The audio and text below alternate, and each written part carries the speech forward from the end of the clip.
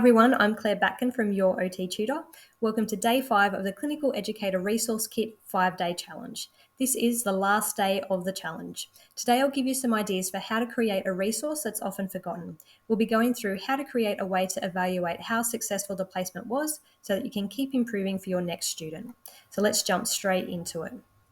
Step number 1 is brainstorming time again. You're probably starting to see that the first step for any resource creation is a brain dump. Just get all your ideas out on paper, then putting them in a logical order or making the resource look pretty, that comes later. So for this resource, ask yourself these questions. What do you often reflect on after a placement? What do you wish you had done differently during placements? Or is there something that you're always worried students will hate about placements at your workplace? Use whatever brainstorming methods work for you. So some new ones that I don't think I've mentioned yet are things like just typing into a blank Word doc or using voice to text to dictate your thoughts or using a program like Trello so you can easily change the order of your ideas. Step number 2 is to focus on outcomes. So for any evaluation, your focus should be on measuring outcomes. What were you hoping students achieve during the placement? A successful student placement is about more than just a student's competency though. So consider their satisfaction with the placement overall, how comfortable they felt, whether they were challenged in a good way, as well as how organised and efficient processes were.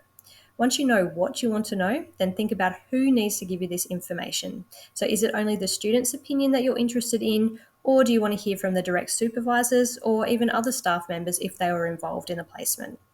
If you want multiple perspectives, which is usually a great thing, you may need to come up with a few different lists of evaluation questions, but chances are they'll be pretty similar and you may be just tweaking to a specific audience. Step number 3 is to develop your list of questions. So once you're clear on what to ask, spend a bit of time refining the wording of your questions. So think about what type of answer would be most helpful. Do you want them to give an answer to an open-ended question or give a rating from 1 to 5 or agree or disagree with your statement? Remember, evaluation forms can be a little bit tedious and annoying to fill out, so make the process as painless as possible with multiple choice options rather than too many free text answers where you can. Step number 4 is to think about your delivery. So once your questions are clear, think about how you'll get the student, the supervisor, or staff to complete the survey. So while a paper-based survey may do the job, is it more likely that it will be completed if it's accessible online via a link?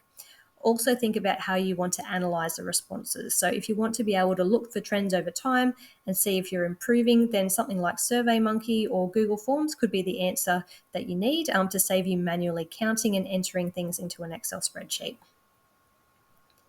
And then step number 5 is to build it into your processes. So now that you've got an awesome evaluation survey ready to use, make sure people know about it and that you actually use it. So you also need to make sure that once you start receiving responses that you're checking on them.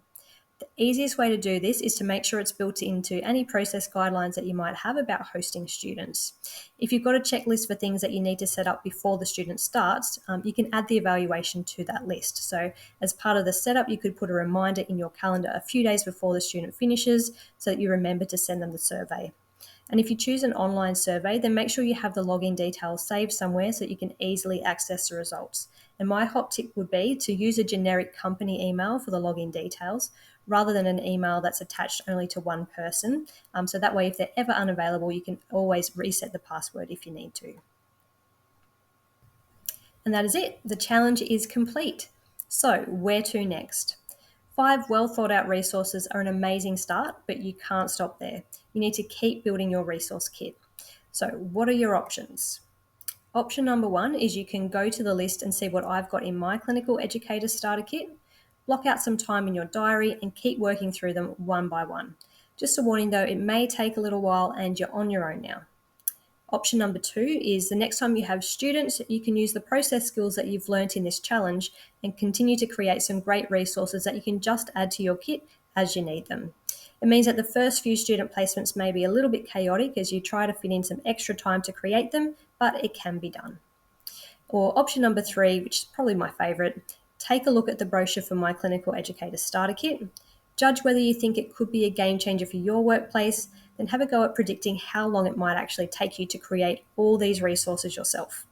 If the cost of your time to create these resources far exceeds the cost of my kit, and I'm guessing unless you can knock out all these resources in a few hours, it probably will, well, then you know what should be on your list to buy before your next student placement.